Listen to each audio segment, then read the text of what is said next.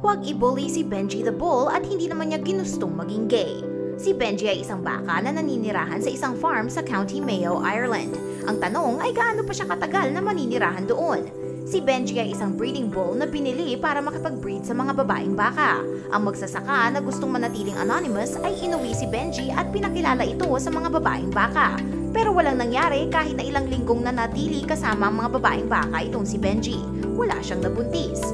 Dinala din ng magsasaka si Benji sa veterinaryo na sinabing malusog at walang problema si Benji, kaya hindi ito ang problema.